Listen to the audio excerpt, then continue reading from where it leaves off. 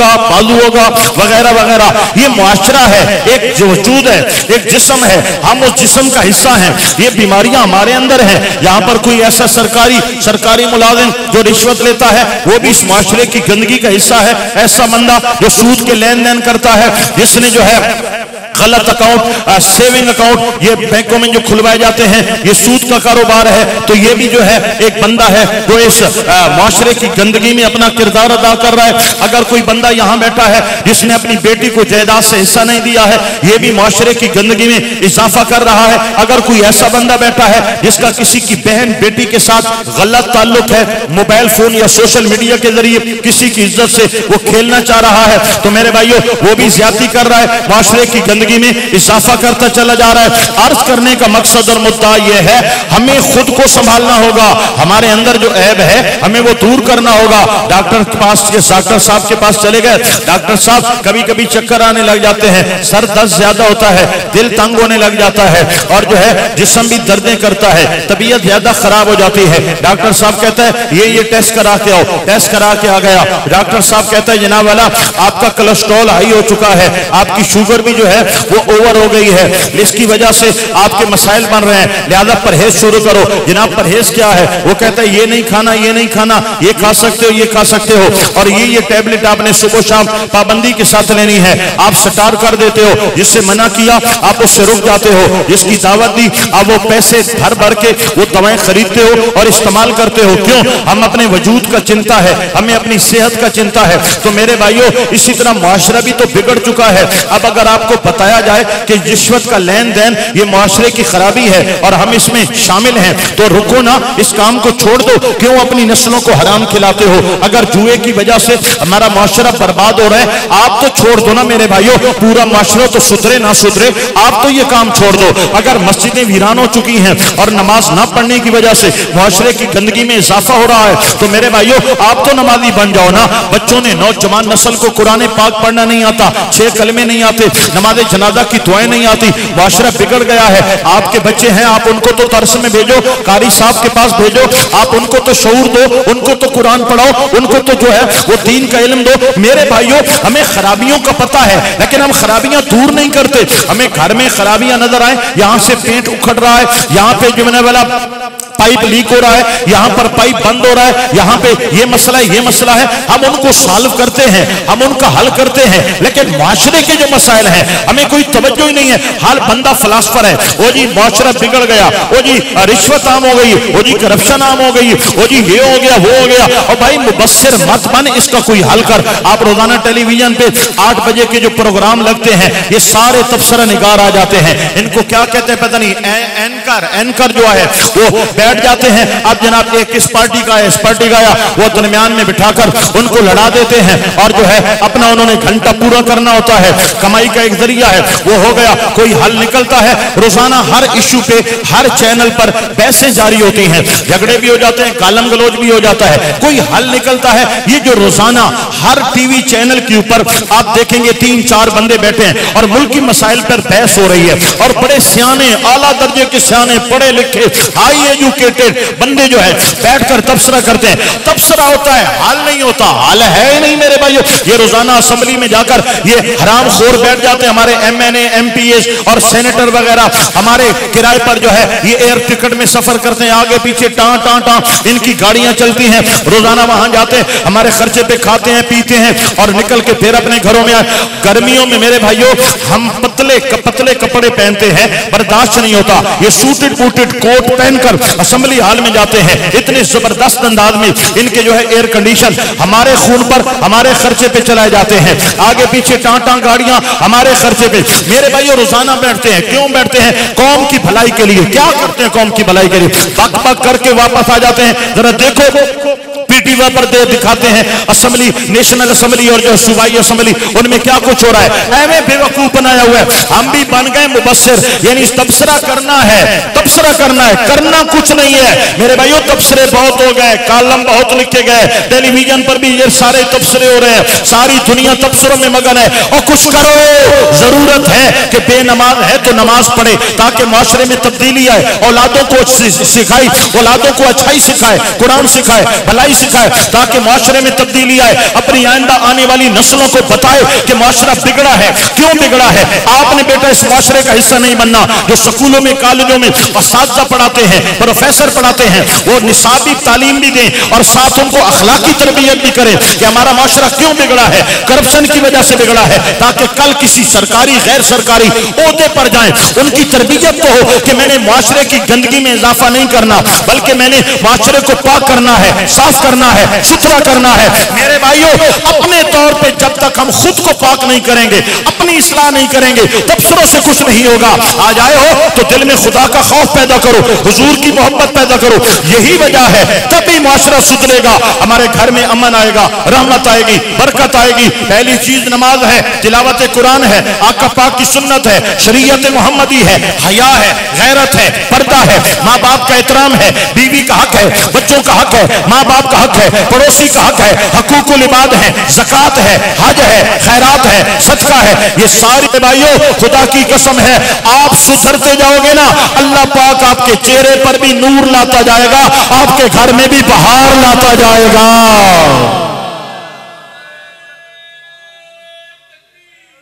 अल्लाहु अकबर, या रसूल अल्लाह, या रसूल अल्लाह, या रसूल अल्लाह।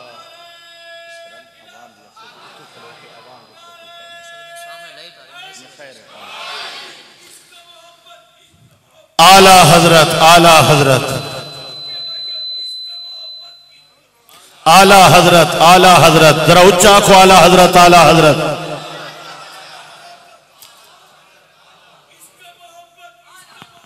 आला हजरत, आला हजरत। अल्लाह अकबर व कबीरा। मेरे भाइयों, जरा इस्लाह माशरा का टॉपिक लंबा हो गया, मैं अपने मौजू पर वापस आऊं। याद है मौजू कौन चल रहा था? जरा ऊंचा बोलो सुभान अल्लाह। मौजू क्या था?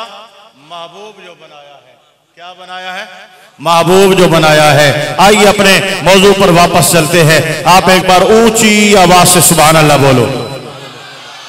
तकरीबन जो मेरा खिताब है ना, वो 45-50 मिनट हो चुका है।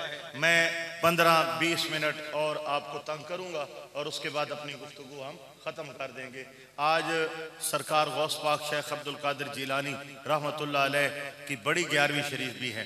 ये बड़ी 11वीं शरीफ क्यों कहते हैं, मैं आपको आगे जाकर समझाता हूँ। पहले मैं अपने मौजू को कहीं बन्ने किनारे लगाऊं। मौजू तो लंबा है लेकिन इसको आप संभालते हैं। जरा सारे एक आवाज सुभान अल्लाह।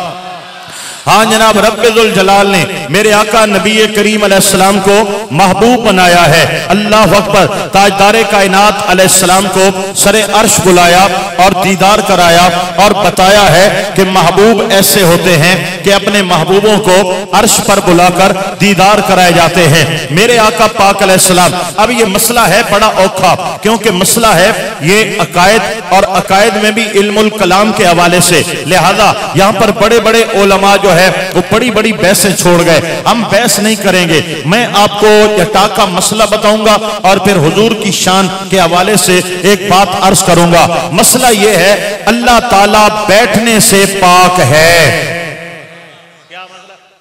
ऐसा बैठे हैं ना, अल्लाह पाक इस चीज तो पाक है। जिन्हें सारा हाथ पैर बाएं अखियां हैं, चेहरा है, अल्लाह ताला वजूद तो, अल्लाह वजूद तो पाक है। अल्लाह पाक बैठने से पाक है। बावण अक्कण थक्कण सम्मण, अल्लाह पाक इन तमाम चीजों तो पाक है। अल्लाह पाक बैठने से पाक है। गल आ गई समझ? अल्लाह बैठता नहीं है। अब जनाब अल्लाह ने एक अपना अर्श बनाया है। अर्श कहते हैं तख्त को, और तख्त होता है बादशाहों के बैठने के लिए, और अल्लाह बैठने से पाक है। जब बैठना नहीं है, अल्लाह ने अर्श क्यों बनाया? अर्श तख्त है और तख्त बादशाहों के बैठने के लिए होता है। यहां पर उलमा ने बड़ा कलाम किया, फरमाया इजहारे किबरियाई के लिए अल्लाह ने अर्श बनाया है। अल्लाह पाक ने इजहारे बुजुर्गी के लिए, इजहारे शान के लिए, बुलंदी के लिए अल्लाह ने अर्श बनाया है, लोगों को दिखाने के लिए कि अल्लाह पाक बहुत बड़ा है, बहुत शान वाला है। सुभान रब्बियल आला, सुभान रब्बियल अज़ीम, इस मकसद के लिए अल्लाह ने अर्श बनाया है। मेरे इमाम ने भी बताया कि अल्लाह ने अर्श क्यों बनाया है। फरमाया अर्श हक है मसनद रिफत रसूलुल्लाह की, अल्लाह ने अर्श हुजूर को बिठाने के लिए बनाया है। अब अगली बात सुनिएगा, अर्श है अल्लाह का और अल्लाह ने बनाया अर्श, बैठने से पाक है, अर्श बना दिया, बैठने से पाक है, अर्श बना दिया। अब कुर्सी भी है बैठने के लिए और अल्लाह बैठने से पाक है। वासिया कुर्सीयुहुस समावाति वल अर्द, कुर्सी का जिक्र भी कुरान में है, कुर्सी भी अल्लाह की है और कुर्सी भी बैठने के लिए है।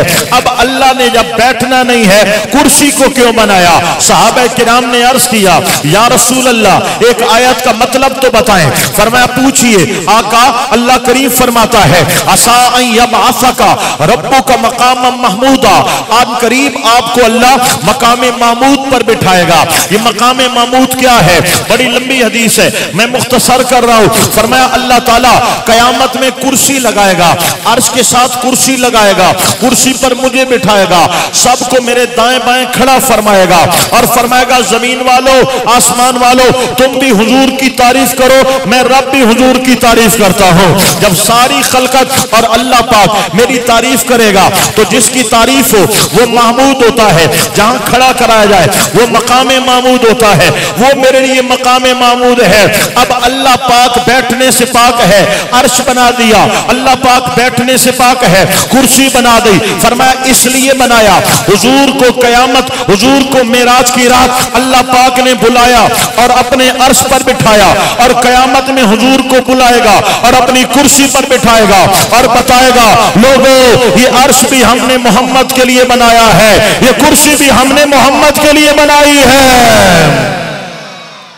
मौला अर्श पर भी हुजूर को और कुर्सी पर भी हुजूर को बिठाया, वजह क्या है? फरमाया तुम्हें क्या है, महबूब जो बनाया है, हमने महबूब जो बनाया है, ये मेरे आका की शान है। अल्लाह अकबर कबीरा।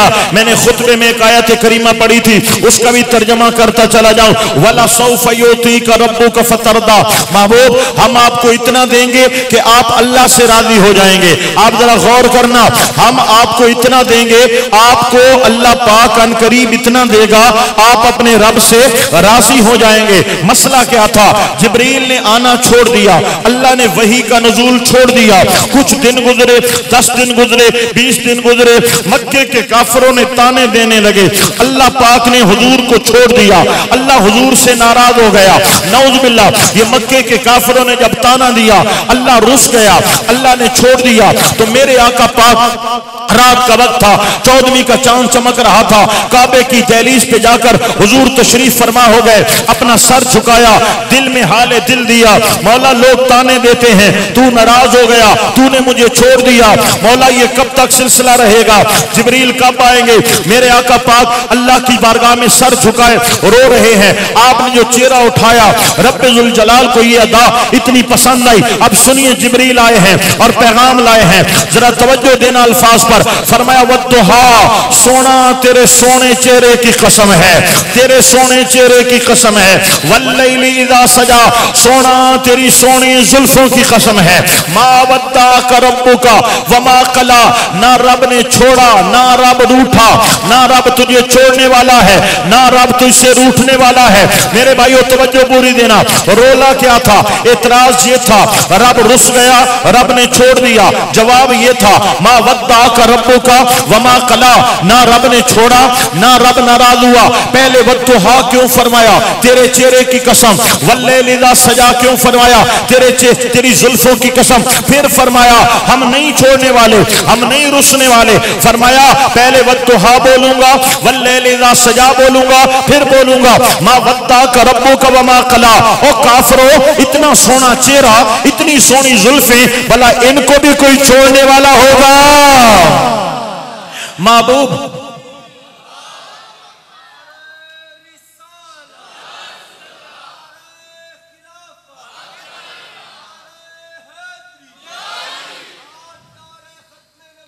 जिंदाबाद जिंदाबाद। ये जड़ा ताजदार खत्मे नबूवत, ताजदार खत्मे नबूवत लबैक वाला जड़ा नारा है ना, ये मम्मी डैडी नहीं लवींदा, ये नारा हुजूर दे दीवाना आला लवींदे। समझ आ गई है ना? इस वास्ते नारा तकड़ा करके लाओ ताकि मजा आवे। लबैक दा नारा ही सुनाओ ते ताजदार खत्मे नबूवत दा नारा ही सुनाओ। जिंदाबाद जिंदाबाद, दो दफा जिंदाबाद जिंदाबाद। लब्बैक लब्बैक या रसूल अल्लाह, लब्बैक लब्बैक लब्बैक या रसूल अल्लाह, लब्बैक। हज जाओ लब्बैक लब्बैक लब्बैक या रसूल अल्लाह।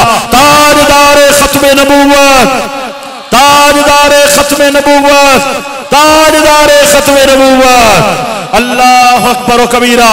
मेरे आका नबी करीम अलैहिस्सलाम बस जिथे खड़े न खड़े रहो, बैठे न बैठे रहो, तवज्जो नाल गल सुन के जरा सुभान अल्लाह उच्ची आवाज नाल आखो जा। ताजदारे कायनात नबी करीम अलैहिस्सलाम आपकी शान बयान कर रहा था। बड़ी तवज्जो देना मेरे भाइयों। एतराज ये था अल्लाह ने छोड़ दिया, अल्लाह नाराज हो गया। अब अल्लाह ताला ने ना उनको बड़े तरीके से जो है जवाब दिया। पहले तो हुजूर की तारीफ फरमाई, महबूब तेरे चेहरे की कसम, तेरी जुल्फों की कसम। और फिर मेरे रब ने फरमाया मा वद्दाका रब्बुका वमा कला, सोना असां तेनू ना छोड़ो ना ले, असां ते ना नाराज थी मना ले। फिर फरमाया अल्लाह अकबर वलल आखिरतु खैरुल लक मिनल ऊला। मक्के वालों 4-5 घरों में हुजूर के जिक्र पहुंचा, तुम परेशान हो गए। हम देखो हुजूर से वादा कर रहे हैं वलल आखिरतु खैरुल लक मिनल ऊला। जमाना गुजरता जाएगा, तेरी शान बढ़ती जाएगी, हम तुझे और ऊंचा करेंगे और बढ़ाएंगे। सोना हम तुझे और उठाएंगे, हमने तुझे बनाया ही उठाने के लिए है। वरफाना लक जिक्रक, हम तुझे और बढ़ाएंगे। इनकी बातों से परेशान नहीं होना। अब अगली जो आयत है ना, अल्लाह ताला ने उनका बुठाड़ बला दिया।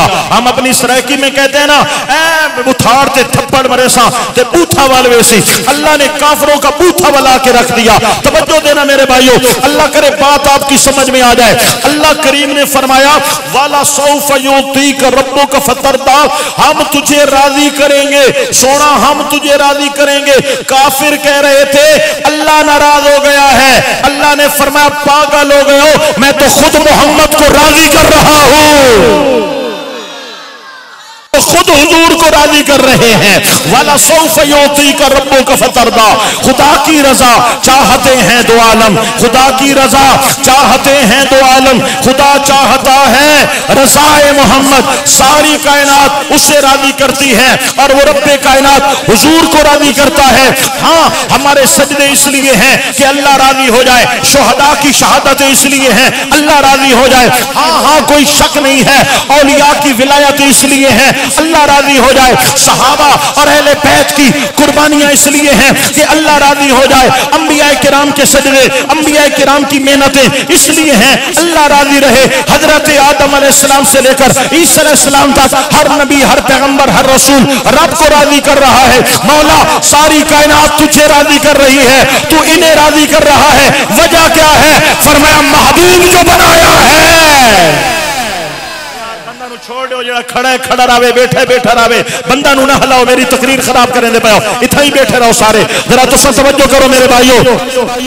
अल्लाह अकबर, सुभान अल्लाह। तुम्हारी मजा नहीं की थी, उच्चा को सुभान अल्लाह।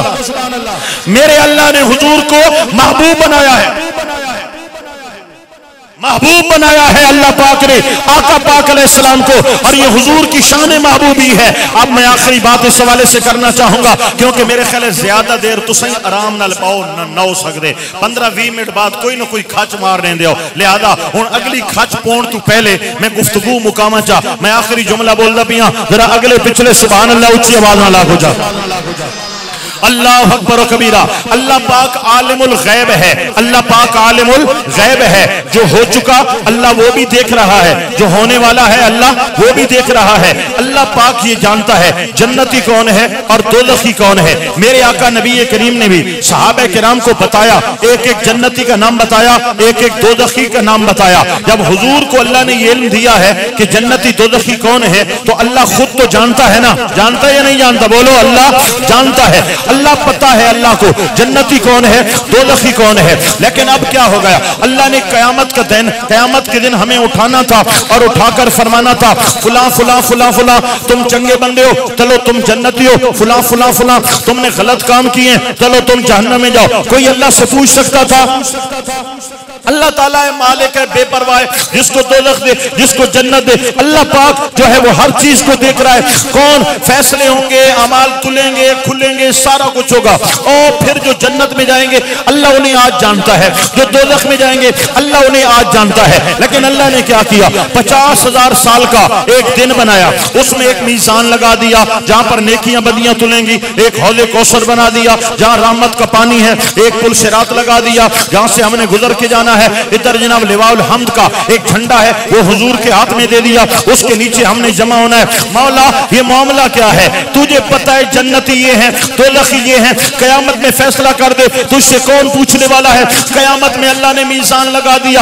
अब जो मीज़ान लगाया वहां पर भी हुजूर को खड़ा किया गया, और जो कौसर बनाया वहां पर भी हुजूर कौसर का पानी पिला रहे हैं, जो पुल सिरात बनाया वहां पे हुजूर दुआ फरमा रहे हैं, जो हम्द का झंडा हुजूर ने फरमाया लिवाउल हम्द मेरे हाथ में होगा, हजरत आदम भी मेरे झंडे तले आएंगे और सारे हजरत आदम तक हुजूर के झंडे तले जमा होंगे।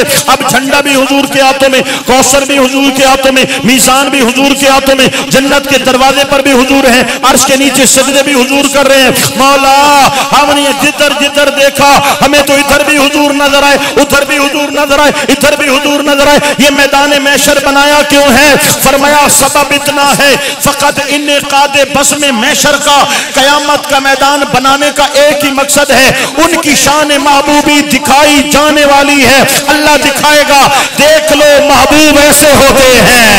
कौसर पे जाओगे तो भी हुजूर नजर आएंगे, मीज़ान पर जाओगे तो भी महबूब नजर आएंगे, जिधर जिधर देखोगे जलवा मोहम्मद नजर आएगा। मौला हम तो जिधर गए हमें हुजूर नजर आए, वजह क्या है? फरमाया महबूब जो बनाया है,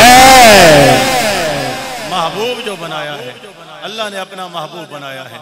अब आपसे ये गुजारिश है मेरे भाइयों, बड़े अदब से गुजारिश है, और मुझे उम्मीद है कि मैं जो 5-7 मिनट ये ठड्डा ठड्डा बोलूंगा आप दाएं बाएं तोड़ेंगे नहीं, आप तवज्जो, कोई गल आराम नाली सुन गिनी दी है ना, फा फा लाजमी तो नहीं ना, आराम नाली को गल समझ गिनी दी।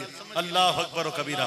मेरे भाइयों अल्लाह पाक लापरवाज़ात बेपरवाज़ात और अल्लाह खालिक है, अल्लाह मालिक है, अल्लाह अल्लाह अल्लाह उसको किसी की परवाह नहीं। लेकिन अल्लाह होकर भी वो हुजूर को नाराज नहीं करता। हमारी औकात क्या है कि हम हुजूर सल्लल्लाहु अलैहि वसल्लम को नाराज करें? क्या पिद्दी का शोरबा। हमारा तो हुजूर के बगैर सहारा ही नहीं, हमारा तो सब कुछ हुजूर है सल्लल्लाहु अलैहि वसल्लम। हुजूर मेरी तो सारी बहार आपसे। अगर हम ऐसे काम करेंगे कि मेरे आका पाक नाराज हो जाएंगे तो मेरे भाई हमें संभालेगा कौन? कब्र में हुजूर के सामना होगा। कब्र में भी पहला सामना हुजूर का है, कयामत में भी पहला सामना हुजूर का है। मैं अब इस पर ज्यादा दलीलें नहीं देता, वक्त गुजर गया। हमारा वास्ता तो हुजूर सल्लल्लाहु अलैहि वसल्लम से पढ़ने वाला है। और पहला सामना हुजूर से अल्लाह क्यों करवा रहा है? कब्र में भी, कयामत में भी। और दुनिया इधर जाएगी, उधर जाएगी, फिरेगी फिरेगी, फिर हजरत आदम अलैहिस्सलाम, हजरत नूह अलैहिस्सलाम, फिर सब हुजूर के पास आएंगे, फिर हुजूर सजदा करेंगे तो अल्लाह तब इनसे कलाम करेगा और हिसाब शुरू करेगा। पहले हुजूर से वास्ता। क्यों? अल्लाह पाक ने हुजूर को सामने रखा कि अगर महबूब तुमसे राजी हुए तो समझो रब भी तुमसे राजी है, और अगर हुजूर ने तुम्हें ठुकरा दिया तो रब भी तुम्हें ठुकरा दे। ऐसे काम मत करो जो मेरे आका नबी पाक को तकलीफ देते हैं। नमाज ना पढ़ना ये आका पाक की जात के लिए तकलीफ का सबब है। मर्द औरत हर एक पर 5 वक्त की नमाज फर्ज है। कोई मर्द कितना ही मसरूफ है, जितना ही मसरूफ, किसी सूरत नमाज की माफी नहीं है। हमारी कोई माँ, बहन, बेटी कितने ही उसके काम काज है, अगर शरई तौर पे उस पे नमाज फर्ज है तो उस पर नमाज हर सूरत में फर्ज है, माफी नहीं है। आज बच्चे ने पेशाब कर दिया, आज मेहमान आ गए, आज खाना बनाना है, आज ये करना है, इस वजह से औरतें, माएं, बहनों ने नमाज को बिल्कुल जो है साइड पे लगा दिया। हम खुद छोटी छोटी बातों पर नमाज कज़ा कर देते। कैसे कई ऐसे हद हराम है जो बिल्कुल ही बेनमाज है। मस्जिद दरवाजे पे खड़ी है और नमाज को ना है, मर जाने का मकाम है मुसलमान। 5 वक्त अजान कानों में टकराए और बंदा मस्जिद में ना आए, मेरे भाइयों मर जाने का मकाम है। खुदा के लिए सोचो हम क्या कर रहे हैं। जब दुनिया से जाएंगे माल, दौलत, औलाद, जायदाद सब कुछ यही रहेगी। कब्र में जाने वाली चीज नमाज है, आपके साथ काम आने वाली शय नमाज है। नमाज में बरकत है, नमाज में रिस्क है, नमाज में नूर है, नमाज में सुरूर है। क्यों नहीं पढ़ते नमाज? अल्लाह अकबर। नमाज के हवाले से एक बात आपको समझाना चाहूंगा, अल्लाह करे आपकी समझ शरीफ में आ जाए। ये तहकीक मुसलमानों ने नहीं की, ये तहकीक अंग्रेजों ने की है। अंग्रेज हुजूर की हर सुन्नत पर तहकीक कर रहे हैं और कहते हैं कि हुजूर की हर अदा में साइंसी तौर पे मेडिकली बहुत से फवायद हैं। यानी शरीयत जो हुजूर ने दी है उसमें इंसान का दीनी फायदा भी है, दुनियावी फायदा भी है और सेहत का भी फायदा है। उन्होंने सजदे पे ताकीद की है कि हुजूर ने सजदे का हुक्म क्यों दिया। अब सुनो हमारा ये वजूद है, इस वजूद में लाखों रगे हैं, नालियां हैं, खून की नालियां, छोटी बड़ी। जो मेन वेन्स हैं उनका ताल्लुक दिल के साथ है। दिल जो धड़कता है ये सारे जिस्म से खून ऐसे लेकर आगे पहुंचाता है, एक तरफ से लेता है, एक तरफ देता है।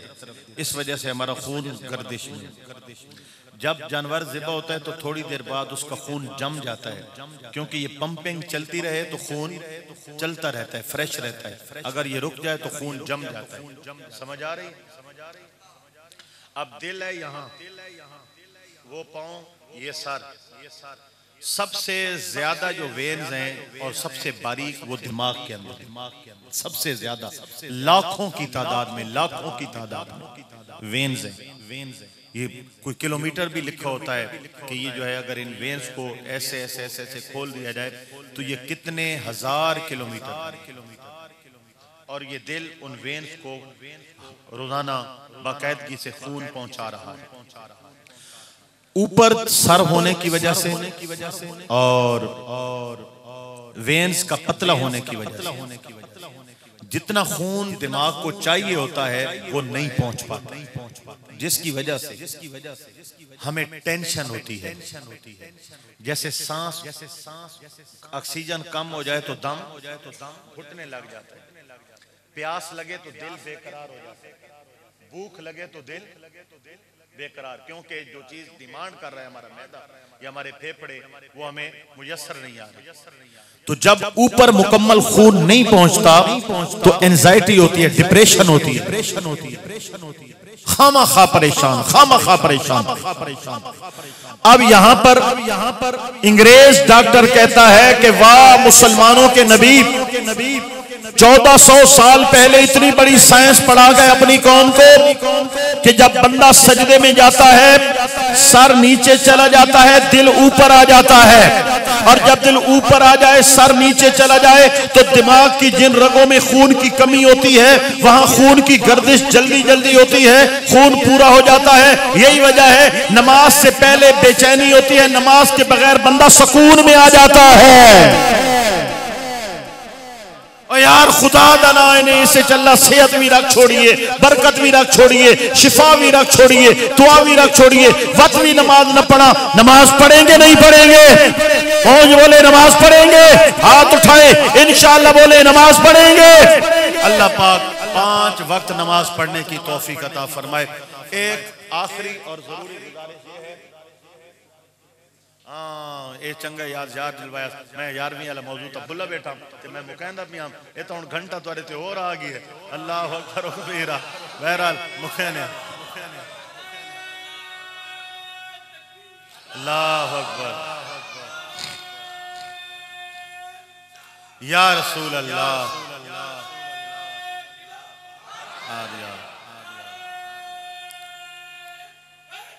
या अली माशाअल्लाह आला हजरत, आला हजरत, हाँ जनाब, मैं जो बात आपको कह रहा था ना आखिरी, उस बात को भी हजरत गौस पाक की तरफ जो है उस रुख को मोड़ते हुए वो बात भी हो जाए और ये मौजू भी मुकम्मल हो जाए। ठीक हो गया? अल्लाह अकबर। मसला ये था कि मैं ये कहना चाहता था कि आप अपनी औलादों पे थोड़ी तवज्जो, छोटे बच्चों को आप स्कूल भेजते हैं, मैं मना नहीं करता भेजें। आप बच्चों को कॉलेज पढ़ाते हैं, यूनिवर्सिटी पढ़ाते हैं, मैं मना नहीं करता पढ़ाएं, लेकिन कम से कम 1 साल के लिए, 6 माह के लिए पार्ट टाइम यानी स्कूल से वापस आ जाए, उसको बाकायदगी से किसी कारी साहब के पास जो अहले सुन्नत व जमात, अहले सुन्नत के कारी मदारिस से बच्चे और बच्चियों को पढ़ाएं। दूसरों के पास पढ़ाने से वो जाहिल रहना बेहतर है। आपका बच्चा या बच्ची कुरान पढ़ जाए लेकिन हुजूर का गुस्ताख हो जाए, क्या फायदा पढ़ाने का? आपका बच्चा बच्ची आलिम और आलिमा बन जाए लेकिन नबी पाक के इल्म गैब के खिलाफ बात करे, हुजूर के अंगूठे चूमने, हुजूर के नाम पर अंगूठे चूमने पे या सलातो सलाम पे एतराज करे, फिर ऐसे को आलिम आलिमा बनाने का क्या फायदा? आपने तो दोज़ख की आग बनाई है अपने घर में। इल्म पढ़िया पर अदब न सीखिया कि लेना इल्मा वड़ के हो, इल्मा पढ़ के हो। इल्म का क्या फायदा जब गुस्ताखी हो जाए? मैं ये अर्ज करना चाहता था, बच्ची हो या बच्चा हो, बेहतर तो ये है हाफिज बनाओ, आलिम बनाओ, आलिमा बनाओ, अहले सुन्नत के मदारिस। नहीं तो कम से कम नाजरा कुरान के लिए 6 महीने या साल बाकायदगी से उसको दरसगाह जरूर भेजो। पहले टाइम स्कूल भेजो, सेकंड टाइम बाकायदा मदरसे भेजो। घर में एक तो पढ़ाई होती नहीं है, दूसरा तलफ्फुज और लहजे का ख्याल सादा पढ़ाया जाता है। सादा कुरान पढ़ने में गुनाह ज्यादा होता है, सवाब कम होता है। तीसरा, उनको 6 कलमे नहीं याद होते, उनको नमाज जनाजा वुजू कुछ भी नहीं आता, उनको हलाल हराम का पता नहीं होता, वुजू के फराइज का पता नहीं होता, गुस्ल के फराइज, नमाज की शर्तें, जरूरी दीनी तालीम का पता, माँ बाप का अदब एहतराम करना है, सूद नहीं खाना, शराब नहीं पीनी, चोरी, ये तरबियत मदारिस में होती है। इसलिए मेरे भाइयों, आप अपनी औलादों पे तवज्जो दो। आप भारी फीसें देकर स्कूल कॉलेज पढ़ा लेते हो, आप जो है मुफ्त में अपने बच्चे और बच्ची को कुरान क्यों नहीं पढ़ाते? कुरान नहीं पढ़ाओगे, कयामत के मैदान में आपके बेटी आपकी बेटी का हाथ होगा, आपका गिरबान होगा। सिर्फ माँ बाप औलाद से पूछा जाएगा, तूने बाप का हक नहीं दिया, तूने माँ का हक नहीं दिया। हाँ पूछा जाएगा, माँ बाप का जो बेअदब है उससे पूछा जाएगा, लेकिन बाप से भी पूछा जाएगा, तुमने बेटे को कुरान क्यों नहीं पढ़ाया? तुमने बेटी को दीन क्यों नहीं पढ़ाया? हमारी बच्चियां दुपट्टे छोड़ चुकी हैं, दुपट्टे बगैर मुसलमान बच्ची नहीं मेरे भाइयों, ये मुतज़ाद चीज़ है। गले में डालने के लिए दुपट्टे होते हैं, जैसे फिल्मी वो विलन फिरते हैं गले में दुपट्टे, हमारी बच्चियां ऐसे गले में दुपट्टे डाल के फिर रही। न बाप का हया है, न भाई का हया है, न शौहर का हया है। गरेबान खुले हो गए, कोई घर में संभालने वाला नहीं है कि हमारा घर मुसलमानों का है। खुले गरेबान वाले कपड़े मुसलमानों का तरीका नहीं है जिससे सब कुछ नजर आ रहा हो। पहले बाजू हाफ हुए, अब बाजू बिल्कुल उड़ा दिए। मुसलमान औरत की नमाज में सिर्फ ये तलियां नजर आनी चाहिए, हाथों की पुष्ट भी ढकी हुई दुपट्टे के नीचे होनी चाहिए। नमाज पढ़नी हो तो पूरे बाजू वाले कपड़े से। माओ बहनों ने लिबास बारीक, पूरा जिस्म नजर आ रहा है। और ये बात सुन लो, मेकअप करना औरत के लिए हराम नहीं है, जायज है, लेकिन अपने मर्द के लिए करेगी तो सवाब पाएगी। गैर मर्द के लिए करेगी हराम है, अल्लाह रसूल की लानत है। घर में चुड़ैलें बन के रहती हैं, गली बाजार में हूरे बन के निकलती हैं। ये रवैया है हमारी माओ बहनों का। मेकअप करना हमारी माओ बहनों के लिए जायज है, गलत नहीं है, लेकिन नौ पॉलिश हराम है, नेल पॉलिश हराम है। नेल पॉलिश की वजह से नाखून के ऊपर तय जम जाती है, नीचे पानी नहीं जाता, ना गुस्ल होता है, ना वुजू होता है, ना पाक रहती है, ना जनाब वो कुरान पर छू सकती है, ना नमाज पढ़ सकती है, कोई भी नेकी नहीं कर सकती, क्योंकि है जो नापाक। माओ बहनों को सोचना चाहिए कि कम से कम शरीयत के लिए, आखिरत के लिए ये नौ नेल पॉलिश तो छोड़ दे, इससे तो तौबा कर ले। कोई भी और प्रोडक्ट इसकी जगह यूज करके नाखूनों को रंगीन बनाया जा सकता है, लेकिन मेरे भाइयों शरीयत ने जिसको हराम करार दिया है उससे बचना चाहिए। ये माओ बहनों के लिए तालीम है मेरी, जो कि मीलाद के महफिल में आई होती हैं, तो कुछ उनको भी तो हिस्सा मिलना चाहिए, कोई तरबियत तो उनकी भी होनी चाहिए। और माए बहने, वो एक अल्लाह के वली थे, तो अच्छा वो एक अल्लाह के वली थे, तो वो दरिया में मुसल्ला रखते थे, चल के दूसरी तरफ चले जाते थे। घर वाली को बताया कि मैं मुसल्ला रखे ना थे उदू निकल वेना। घर वाली आका छड़ा तेरा कमाल नहीं मेरा ही कमाल है। सका ओ सियाणी तेरा केड़ा कमाल है। उसका कल वत रखे दूजे वाले मुसल्ला रखस त विचे ओ वाल पी उसका मेरे मुसल्ला ही लुड़ गई है बजा के। उसका मैं किनाई बगैर वुजू ते बगैर बिस्मिल्लाह ते बगैर नमाज पढ़े तेरी रोटी नहीं पकाई।